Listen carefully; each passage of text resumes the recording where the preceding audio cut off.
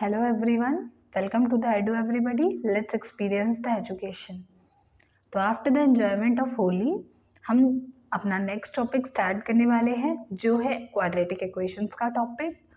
हमने अभी अपनी प्लेलिस्ट में ट्रिग्नोमेट्री और लीनियर इक्वेशंस को कवर कर लिया है, तो इसलिए इक्वेशंस क्या होते हैं और इक्वेशंस कितने तरह के होते हैं ये हमने अपने सबसे स्टार्टिंग के वीडियो में जो कि लीनियर इक्वेशन से रिलेटेड था वहाँ पर देखा था।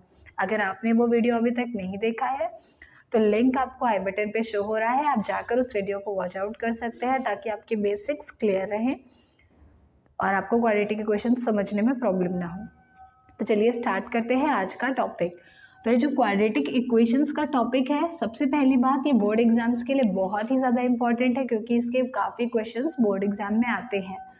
तो सबसे पहले हम जानेंगे कि ये क्वाड्रेटिक इक्वेशन होती क्या है। तो क्वाड्रेटिक इक्वेशन से पहले हम इक्वेशंस पढ़ चुके हैं, हमें पता है कि इक्वेशन वो होती है जो टू साइडेड होती है प्लस वो किसी एक एरो से जुड़ी होती, इक्वल साइन से जुड़ी होती है और दोनों ही पोर्शंस इक्वल होते हैं एक दूसरे के। इसे अब जैसे मेरे पास एक इक्वेशन है x² + 4x + 1 = 0। तो डिग्री क्या होती थी? डिग्री होती थी वेरिएबल की हाईएस्ट पावर। तो अगर हमारे पास ये जो इक्वेशन है इसमें हम देखें तो पहले तो इधर x की पावर 1 है और इधर 2 है, तो यहाँ पर हाईएस्ट पावर क्या हो गई? हाईएस्ट पावर हो गई 2। तो यहाँ पर इसकी डिग्री क्या हुई? डिग्री हो गई 2। तो हमें बस इतनी सी बात समझनी है कि ऐसे इक्वेशंस जिनकी डिग्री 2 होती है इन्हें हम कहते हैं क्वाड्रेटिक इक्वेशंस। तो हम किन्हें क्वाड्रेटिक इक्वेशंस कहेंगे? Such equations whose degree is equal to 2 is called quadratic equations. Quadratic equations हमें समझ में आ गया, तो हमें एक बात और समझनी है, What is called a solution? तो देखो हमारे पास एक वेरिएबल है x, हमें इसकी वैल्यू नहीं पता है। जब हमें इसकी वैल्यू पता हो जाएगी तो हम कहेंगे कि ये इसका सलूशन है क्योंकि हमें वैल्यू पता चल गई। तो सलूशन के लिए हमें क्या निकालना पड़ता है? x की वैल्यू को हम क्या कहते हैं? रूट कहते हैं। रूट मीन्स होता है वो वैल्यू जो यहाँ पर x की जगह रखने पर हमें इस इक्वेशन की इक्वालिटी पता चल जाए, हाँ ये 0 के इक्वल आ रही है, साथ ही साथ वही इसका सलूशन हो, वही x की वैल्यू इस पर्टिकुलर इक्वेशन को पर हम रखते हों। यहाँ कौन सी इक्वेशन है? यहाँ है x² + 4x + 1। तो हमें बस इतना समझना है कि जब डिग्री 1 थी, लीनियर थी इक्वेशन, तो उसकी सिर्फ एक वैल्यू थी, ठीक है। 1 डिग्री पर लीनियर थी तो एक ही रूट होता था उसका, ठीक है। पर यहाँ पर स्क्वायर है और ये इक्वेशन क्वाड्रेटिक है, तो स्क्वायर है इसलिए इसके कितने रूट्स हो जाएंगे? करेक्ट, इसके हो जाएंगे 2 रूट्स। तो हमें दो बातें समझनी है, डिग्री 2 होगी तो क्वाड्रेटिक इक्वेशन है, डिग्री 2 होगी तो क्वाड्रेटिक इक्वेशन है, इसलिए उसके रूट्स कितने होंगे? 2 होंगे। तो a quadratic equation has how many roots? तो क्वाड्रेटिक इक्वेशन हैज़ 2 रूट्स। इतना हमें समझ में आ गया है। जैसे अगर मेरे पास एक इक्वेशन है x² + 4x + 4 = 0, ठीक है। तो चलिए देखते हैं। अभी मैं आपको सारे मेथड्स नहीं सिखा रही हूँ because this is our preparatory classes. तो हम लोग कैसे अप्रोच करेंगे हम ये पढ़ रहे हैं। तो उससे पहले हम देखते हैं तरीके। पहला होता है कॉमन, दूसरा होता है फॉर्मूला, तीसरा होता है हमारा फैक्टराइजेशन और चौथा होता है हमारा श्रीधराचार्य, ठीक है। अब ये मैंने क्यों लिखे, इनका हमें क्या यूज़ है वो हम देख लेते हैं। सबसे पहली बात कि मेरे पास क्या है, सबसे पहली बात यहाँ मेरे पास जो इक्वेशन है, सबसे पहले मैं इसमें ढूंढूंगी कि कुछ कॉमन है क्या। तो चलिए देखते हैं। इस इक्वेशन में तो कुछ भी कॉमन नहीं है। हाँ, अगर मैं इस पर 2 लगा दूँ, अब देखिए इस इक्वेशन में कुछ कॉमन है। हाँ, इसमें क्या कॉमन है? 2। तो हम 2 को बाहर निकाल लेंगे। अंदर आ गया x² + 2x + 2 = 0। फिर हम देखेंगे ये कोई फॉर्मूला है क्या। तो यहाँ पर कोई फॉर्मूला है, कैसे चेक करते हैं हम, इसका हमने स्क्वायर बनाया, लास्ट वाले का भी हमने स्क्वायर बनाया, तो ये तो √2 का स्क्वायर है। यहाँ पर हम स्क्वायर बनाने का ट्राई करेंगे तो ये नहीं, हमें यहाँ पर देखना है कि क्या ये 2√2ab बन रहा है, क्योंकि a² + b² + 2ab होता है। तो हम देखेंगे क्या ये इनका यानी √2 का मल्टीप्लाई, x का मल्टीप्लाई और 2 का मल्टीप्लाई, क्या ये 2√2x है क्या, नहीं है, इसलिए यहाँ पर फॉर्मूला भी नहीं बन रहा है। तो यानी फॉर्मूला नहीं बन रहा है, कॉमन हमने देख लिया, फॉर्मूला नहीं बन रहा है। तो अब हम यूज़ करेंगे फैक्टराइजेशन। फैक्टराइजेशन कहता है 2 के ऐसे फैक्टर निकालने हैं हमें जिससे हमारा ये जो वैल्यू है, यानी हम फैक्टराइजेशन को थोड़ा एलेबोरेशन में समझेंगे कि हम करते क्या है इसमें। जैसे मैंने यहाँ लिखा ये इक्वेशन, ठीक है। तो अभी फॉर्मूला तो आप अच्छे से फाइंड आउट कर लेंगे कौन सा फॉर्मूला है, कॉमन भी आप देख लेंगे। इसमें क्या करते हैं हम, तो हमेशा ध्यान रखिए इसका रूल ये है कि जो कांस्टेंट टर्म होता है हम इसके ऐसे फैक्टर करेंगे कि ऐड या सब्ट्रैक्ट करने पे हमको ये मिले, कौन सा, मिडिल वाला। अगर इसके साथ कुछ लगा है तो यानी कि इन दोनों के मल्टीप्लाई का फैक्टर ढूंढना है, अभी कुछ नहीं लगा था तो सिर्फ इसका ढूंढ रहे हैं। यानी हमें क्या करना है, हमें a² और कांस्टेंट टर्म के मतलब a² का कोफिशिएंट और कांस्टेंट टर्म के मल्टीप्लाई से जो नंबर आ रहा है उसका हम फैक्टर करेंगे, वो फैक्टर को ऐड या सब्ट्रैक्ट, अब ऐड करें या सब्ट्रैक्ट करें, तो देखिए ऐड करें, यहाँ पर अगर प्लस का साइन है तो हम ऐड करके फैक्टर लाएंगे, अगर यहाँ पे सब्ट्रैक्ट का साइन है तो हम सब्ट्रैक्ट करके ये नंबर लाएंगे। यहाँ कौन सा साइन है, ऐड का। अब यहाँ पर क्या है, 6, तो इस 6 के कितने फैक्टर हो सकते हैं, 3 2 = 6, तो यानी 3 and 2, क्या 3 and 2 को ऐड करने पे 5 आएगा, तो यस 3 + 2 = 5। तो हम यहाँ क्या लिखेंगे, 3 + 2x + 6 = 0, ठीक है। इक्वल टू 0 नहीं होगा, यहाँ पर हम सॉल्व कर रहे हैं, ठीक है। तो जब हम इसे सॉल्व कर रहे हैं तो यहाँ तो = 0 था, ठीक है। सबसे पहले इसे सॉल्व कर लेते हैं, तो ये हो जाएगा x² + 3x + 2x + 6, ठीक है। तो यहाँ पे क्या हो गया, x² + 3x + 2x। अब हमें कॉमन करना है, यानी पहला स्टेप क्या था कि कोफिशिएंट x² का और कांस्टेंट का मल्टीप्लाई करके फैक्टर निकालना है, ऐड या सब्ट्रैक्ट करके बीच वाला टर्म लाना है। इन्हीं स्प्लिट करने के बाद हम क्यों लाए थे फैक्टर से ऐड करके, ताकि हमें 4 टर्म मिले और हम कॉमन निकाल सकें। तो हम कैसा कॉमन कर रहे हैं, यहाँ पे ग्रुपिंग का कॉमन।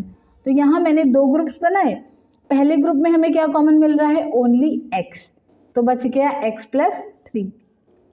सेकेंड ग्रुप में हमें कॉमन मिलेगा 2 और बच जाएगा x + 3। समझने वाली बात यह है कि इस स्टेप में हमारा दोनों ब्रैकेट कॉमन आने चाहिए, नहीं आता है तो आप समझ जाएंगे कि मैंने कुछ गलत किया है और आप उसे करेक्ट करेंगे। फिर हम कॉमन वाला ब्रैकेट अलग लिखेंगे, दूसरी चीज़ें दूसरे ब्रैकेट में, क्योंकि अब यहाँ से ये इक्वल था ना, ये इक्वल, तो क्योंकि ये इक्वल था तो यानी इसके दोनों पार्ट्स इक्वल होने चाहिए। क्यों होने चाहिए, इसका भी रीज़न आप समझ सकते हैं। हमने पढ़ा है कि 0 कब आता है, मल्टीप्लाई के थ्रू 0 कब आता है, जब दोनों में से कोई एक टर्म तो पक्का पक्का 0 होना चाहिए, यानी इन दोनों में से कोई एक 0 है। अब दोनों में से कौन 0 है ये नहीं पता है, इसलिए हम दोनों को ही 0 रख रख के बारी बारी से रूट्स निकाल लेंगे। तो या तो ये वाला रूट काम कर जाएगा या फिर दूसरा। तो यहाँ पर एक हो गया -3 और दूसरा हो गया -2, तो यानी या तो उसमें -3 रूट -2 रूट, ये 2 रूट्स हैं इस इक्वेशन के। इस तरह से हमने इसका रूट निकाला। आई थिंक अब हमें क्लियर हो गया है कि हम फैक्टराइजेशन कैसे यूज़ करेंगे। तो अब हम अपने क्वेश्चन की तरफ आगे बढ़ सकते हैं। तो जो हमारा क्वेश्चन था वो किस तरह से था, क्वेश्चन था कि हमें यहाँ पर निकालना है रूट्स। तो अब यहाँ पे तो फैक्टर भी नहीं लग रहा ना, तो यानी कि कॉमन हो चुका, फैक्टराइजेशन और फॉर्मूला नहीं लग रहा है। तो अब लास्ट में क्या करें, कभी कभी ऐसा भी होता है ना कि ये फैक्टराइजेशन मेथड नहीं लगता, तो हम क्या करें, तो उसके लिए श्रीधराचार्य फॉर्मूला है जो एज इट इज़ दिया गया है, जिसे आप नोट कर सकते हैं। इट इज़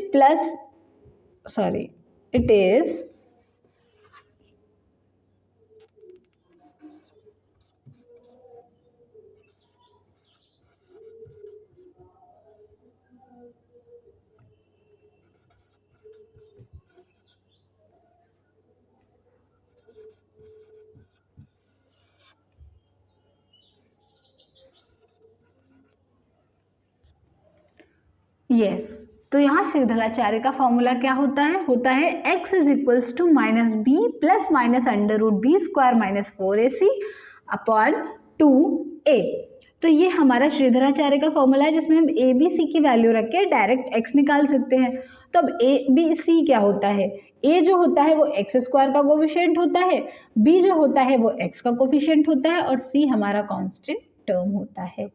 तो इस तरह से जब आपका, अब हमेशा नहीं लगाना है, जब हमारा फैक्टराइजेशन से भी क्वेश्चन सॉल्व ना हो तो हम श्रीधराचार्य मेथड की तरफ जाते हैं।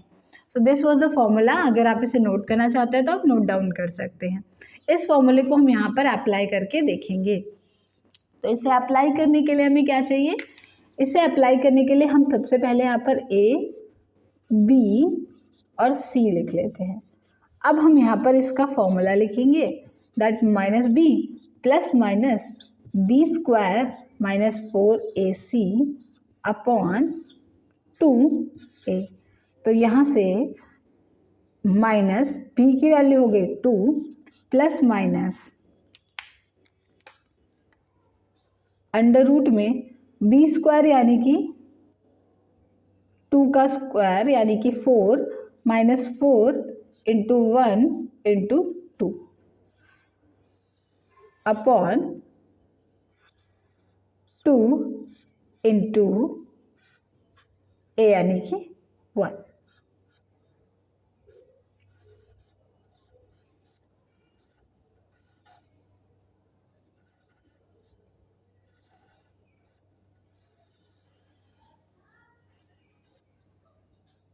हम यहाँ पर इस क्वेश्चन को छोड़ रहे हैं।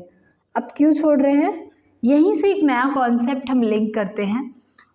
क्या लिंक करेंगे हम, देखिए हम पढ़ रहे हैं रूट्स के बारे में, ठीक है। हमने समझ लिया कि 2 रूट्स होते हैं। अब रूट्स 2 तरह के होते हैं, ठीक है। पहला होता है रियल और दूसरा होता है इमेजिनरी। या तो वो रियल होगा या इमेजिनरी होगा। रियल वैल्यूज़ किन्हें कहते हैं, जैसे मुझे आराम से कोई रूट मिल जाए, 6 मिल जाए, 8 मिल जाए। जैसे यहाँ पर देखिए केस क्या है, यहाँ पर माइनस का 4 आया, माइनस के 4 का अंडर रूट निकालना, ये कोई भी रियल क्वांटिटी नहीं है, क्योंकि रियल होता ही नहीं है। Negative roots are not real. अब नेगेटिव रूट्स रियल नहीं होते, ये हम फर्स्ट चैप्टर में पढ़ चुके हैं। तो क्योंकि नेगेटिव रूट्स रियल नहीं है, तो जहाँ जहाँ हमें नेगेटिव रूट्स मिले वहाँ हम क्या समझते हैं, वहाँ हम ये समझते हैं कि हमारे रूट्स कैसे आ रहे हैं, इमेजिनरी। तो इस केस में हमारे रूट्स कैसे हैं, इमेजिनरी हैं। वही जगह पर रियल क्या हो गया, जो नॉर्मल रूट्स हमें मिलते हैं। अब रियल भी 2 तरह के होते हैं, अगर दोनों ही रूट्स इक्वल हो जाए और अगर दोनों रूट्स नॉट इक्वल हो, ठीक है। इन्हें कहते हैं नेचर ऑफ रूट्स। ये रूट्स का नेचर है कि रूट्स किस तरह के होते हैं। तो इतना तो हम समझ गए। इस क्वेश्चन में अगर मैं आपसे पूछूं तो सॉल्व करने के बाद आप डायरेक्टली देख सकते हैं, तो आप बोलेंगे कि रूट्स कैसे हैं, ये इमेजिनरी रूट्स हैं, इसीलिए तो इसमें नेगेटिव आ रहा है अंडर रूट के अंदर। पर हमें एग्ज़ाम में ऐसे क्वेश्चंस नहीं दिए जाते जिनमें हम पूरा सॉल्व करें फिर उसके बाद निकालें कि क्या रूट्स होते हैं। चलिए देखते हैं एक क्वेश्चन को यहाँ पर जो एग्ज़ाम में ही पूछा गया है, फिर आपको अंदाज़ा होगा कि हम 1 मार्क के छोटे से क्वेश्चन के लिए यहाँ पर क्या करने वाले हैं। तो जैसे सब क्वेश्चन आपको दिया है x square plus 2x plus 4 equal to 0 और आपसे बोल रहा है determine the nature of roots of this equation. तो हम नेचर किस तरह से डिटरमाइन करें, तो देखिए इसके लिए फॉर्मूला होता है डिस्क्रिमिनेंट का। हम निकाल लेते हैं डिस्क्रिमिनेंट और डिस्क्रिमिनेंट के लिए हमारी कुछ कंडीशंस हैं, ठीक है। क्या कंडीशंस है, देखिए रूट्स हमें कैसे चाहिए, हमें यह चाहिए या तो रियल या इमेजिनरी, ठीक है। फिर चाहिए या तो रियल में रियल एंड इक्वल दोनों हो जाए और या फिर सिर्फ रियल एंड अनइक्वल मिल जाए हमें। अब इतना हमें समझ आया। इसके लिए डिस्क्रिमिनेंट क्या करेगा, तो डिस्क्रिमिनेंट देखिए अगर डिस्क्रिमिनेंट हमारा क्या है लेस देन 0 है और डिस्क्रिमिनेंट अगर हमारा ग्रेटर देन 0 और इक्वल टू 0, या फिर ग्रेटर देन 0 है। अगर डिस्क्रिमिनेंट ग्रेटर देन यानी इक्वल टू 0 है यानी 0 आ रहा है, इसका मतलब हमारा रूट कैसा होगा, इक्वल होगा। अगर हमारा डिस्क्रिमिनेंट अनइक्वल चाहिए हमें तो ग्रेटर देन 0 डिस्क्रिमिनेंट आना चाहिए, लेस देन आया तो इमेजिनरी है। अब ये डिस्क्रिमिनेंट क्या बोला है, तो डिस्क्रिमिनेंट जो होता है ना वो होता है हमारा d is equals to b square minus 4ac। अब ये क्या है, ये क्या है, t is equals to b square minus 4ac क्या है, तो देखिए जो अभी हमने श्रीधराचार्य पढ़ा, आपको अगर ध्यान हो तो उसमें अंडर रूट के अंदर क्या था, बी स्क्वायर माइनस 4ac था ना। तो इन्होंने क्या किया, इस वाले टर्म, ये ही दिक्कत पैदा कर रहा है, ये माइनस आ जाता है तो हमारा क्वेश्चन हो जाता है गलत, प्लस आ जाता है तो सही रहता है। तो हम क्या करते हैं कि अब माइनस आया तो इमेजिनरी, प्लस आया तो रियल, तो इसी को ना पता कर ले हम, पूरा क्वेश्चन सॉल्व करने की तो ज़रूरत ही नहीं है। तो उन्होंने इसी टर्म को मान लिया है d, और इसी d की हम वैल्यू निकालते हैं। अगर हमें नेगेटिव मिल जाती है तो वो इमेजिनरी है, पॉजिटिव मिलती है तो वो रियल एंड अनइक्वल है, और अगर 0 में मिल जाती है तो वो रियल एंड इक्वल है। तो चलिए इसका डिस्क्रिमिनेंट कैसे निकालेंगे हम, बी स्क्वायर, बी की वैल्यू 2 यानी कि 4, फिर 4 इंटू ए की वैल्यू क्या है 1, सी की वैल्यू क्या है 4, तो यहाँ से क्या आ गया 4 माइनस 16, तो अगेन हमें मिल रहा है माइनस का 8 जो कि लेस देन 0 है। तो हम कहेंगे कि हमारे रूट्स कैसे हो जाएंगे, हमारे रूट्स हो जाएंगे इमेजिनरी। ठीक है, तो इस तरह से हमने रूट्स निकालना सीख लिया कि हमारा रूट इमेजिनरी कब होगा और रियल कब होगा। चलिए अब मैं आपको देती हूँ कुछ क्वेश्चंस जिन्हें हम सॉल्व भी करेंगे, और कुछ क्वेश्चंस आपको सॉल्व करके मुझे बताने हैं कि इनका रूट क्या होगा। तो सबसे पहला क्वेश्चन है हमारा 5x square plus 3x minus 2 equal to 0। Second question है हमारा 2x square plus x minus 3 equal to 0। Third question है हमारा 4x square plus 4x minus और प्लस 3 इक्वल टू 0। तो चलिए फर्स्ट क्वेश्चन मैं सॉल्व करती हूँ। यहाँ पर जब हम ये फर्स्ट क्वेश्चन लेंगे तो हमारे पास इक्वेशन है 5x square plus 3x plus 2 equal to 0। तो यहाँ पर हम क्या करेंगे, 5x स्क्वायर, अब हमें पता है a है 5, b है 3, c है 2, तो d क्या है b स्क्वायर माइनस 4ac, तो d, अब हम b की जगह क्या रखेंगे 3 का स्क्वायर माइनस 4, a की जगह 5 और c की जगह 2, तो 3 का स्क्वायर होता है 9, 5 4 ज़ा 20 एंड 22 ज़ा 40, तो बहुत ही बड़ा आ गया। इसका मतलब हमारा रूट कैसा जाएगा, नेगेटिव जाएगा। तो जब ये नेगेटिव जाएगा तो ये लेस देन 0 हो गया, यानी मेरे तो रूट्स इमेजिनरी आए हैं, अगेन इट इज़ इमेजिनरी। अब हम सेकेंड क्वेश्चन में आएंगे, तो यहाँ पर है 2x square plus x minus 3, तो यहाँ पर भी इक्वल टू 0 रखेंगे, d is equals to b square minus 4ac, तो यहाँ पर हम b की जगह पर क्या लिखेंगे 1 का स्क्वायर माइनस 4ac, पर c कैसा है माइनस का 3, तो अब हमारा रूट कैसा आएगा वो हम देख लेते हैं। यहाँ 4 2 ज़ा 8, 8 3 ज़ा 24, और 24 कैसा माइनस माइनस प्लस, तो हमारा रूट तो भाई पॉजिटिव आ गया, यानी ये ग्रेटर देन 0 है। इसका मतलब मेरे रूट रियल तो होंगे, लेकिन कैसे होंगे, अनइक्वल होंगे। क्लियर है, तो हमने 2 केसेस तो देख लिए यहाँ पर। अब ये जो थर्ड क्वेश्चन है ये मुझे आप सॉल्व करके देंगे, तो आप कमेंट सेक्शन में मेंशन करिए कि इस थर्ड क्वेश्चन का रूट क्या होने वाला है। अब जो ये क्वेश्चन मैंने यहाँ पर लिखा हुआ है क्लियरली विजिबल है आपको, तो आप इसे नोट डाउन कर सकते हैं, अदरवाइज आपको डिस्क्रिप्शन में भी ये क्वेश्चन आपको मिल जाएगा। आपको इस क्वेश्चन को सॉल्व करना है, साथ ही साथ मुझे इसका आंसर भी बताना है कमेंट सेक्शन में कि इसके रूट्स किस तरह के होने वाले हैं। और इसी तरह के क्वेश्चंस की आपको प्रैक्टिस भी करनी है। मैं मिलूंगी आपको नेक्स्ट वीडियो में, जिसमें हम डिस्कस करेंगे रियल एंड अनइक्वल रूट्स के नेचर को फाइंड आउट करना, साथ ही साथ रूट्स का सम और प्रोडक्ट निकालने का भी एक इम्पॉर्टेंट टॉपिक है जो बहुत ज़्यादा पूछा जाता है। तो उसके क्वेश्चंस को डिस्कस करने के साथ ही हम 1 मार्क में MCQs में पूछे जाने वाले क्वेश्चंस को डिस्कस करेंगे। And in our next video we will discuss long questions related to quadratic equation. So अगर आपने इस वीडियो को देखा, आपको ये पसंद आता है, तो आप चैनल को लाइक, सब्सक्राइब एंड शेयर करें। और ज़्यादा से ज़्यादा चैनल को शेयर करने से दूसरों को भी अगर कोई टॉपिक समझ नहीं आता है तो उन्हें हेल्प होगी। So do like, subscribe and share the channel. Will meet in the next video with new concepts of quadratic equations and the practice questions also. Till then, bye bye, take care.